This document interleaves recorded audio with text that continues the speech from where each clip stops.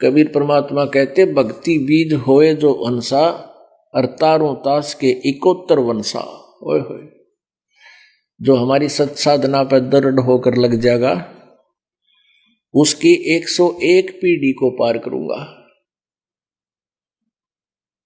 अपुणात्माओं, अब ये भक्ति स्टार्ट हुई है और इसमें 101 पीढ़ी तक,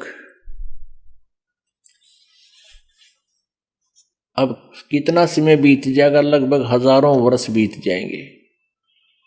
तो आज आप जी ने यो बीज बो दिया भगवान की सत भक्ति का, क्योंकि आज बुद्धिमान समाज है, सब ग्रंथों को समझता है, इस ज्ञान को दृढ़ होकर ग्रहण करेगा, फिर विचलित नहीं हो सकता। चाहे यहाँ पर ब्रह्मा विष्णु महेश आकर आपसे चर्चा करें ज्ञान की, आप उनको पराजित कर दोगे, आप भ्रमित नहीं हो सकते।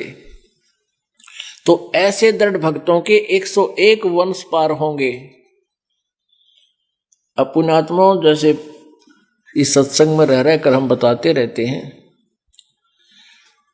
कि जब ये चौथा युग आता है कलयुग, और कलयुग की अब बिचली पीढ़ी होती है, तो परमात्मा ऐसी व्यवस्था करवाते हैं, स्वयं आते हैं या इस दास जैसे अपने दास को भेज देते हैं और सत भक्ति को प्रारंभ करवाते हैं। वो सभी नाम प्रदान करवा के या भक्ति शुरू करवाते हैं। तो कोई 2 वर्ष 4 वर्ष 10 वर्ष, क्योंकि इसका स्वभाव है परमात्मा का, ये दुख नहीं देता, सुख ही सुख देता है।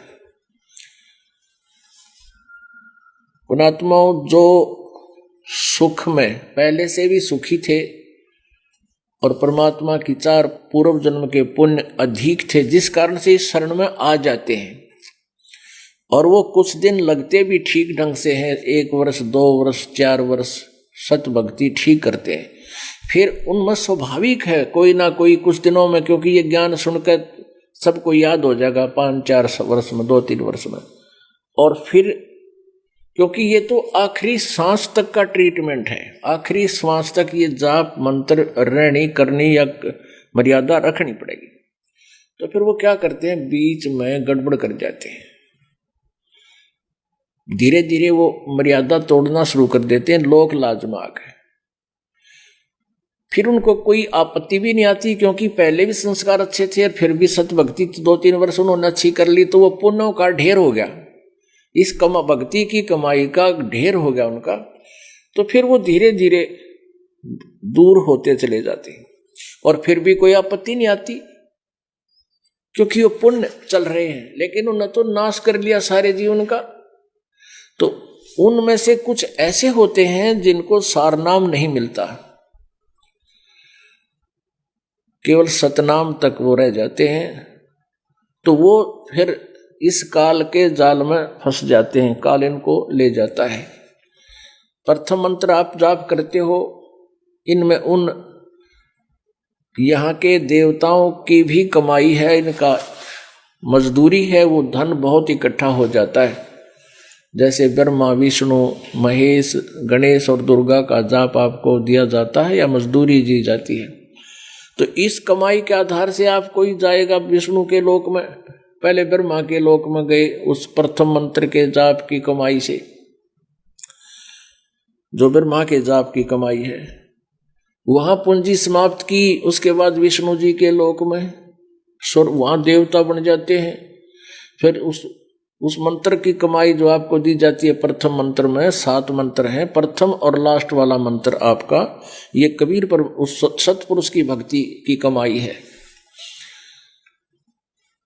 और बाकी जो बीच के मंत्र जो हैं ये इन देवताओं के जो आपको दिए हैं इनके मंत्र हैं। उसके बाद शंकर भगवान की जो मंत्र दे रखा है, उस मंत्र की कमाई भक्ति से शक्ति से आप शिवलोक में चले जाओगे, वहां गण बन जाओगे, वहां पता नहीं अच्छे अच्छे देवता बन जाओगे। फिर वहां पूंजी समाप्त होने के बाद गणेश के लोक में जाओगे, सिद्धियां हो जाएंगी, वहां आकाश में घूमना, सैर सपट्टे करना। फिर दुर्गा के लोक में जाओगे। उसके बाद फिर कहाँ जाओगे, सतनाम के प्रथम मंत्र ओम मंत्र के जाप से आप ब्रह्मलोक में जाओगे। वहां इंद्र भी बन सकते हो, महा इंद्र भी बन सकते हो, देवता भी बन सकते हो। अपनी पूंजी को, ओम नाम की कमाई को वहां बर्बाद करोगे। उसके बाद रह गया वो सतनाम में दूसरा मंत्र, 2 अक्षर का जो जाप है, एक दूसरे अक्षर का जो जाप है, उसकी कमाई बहुत ज्यादा हो जाती है।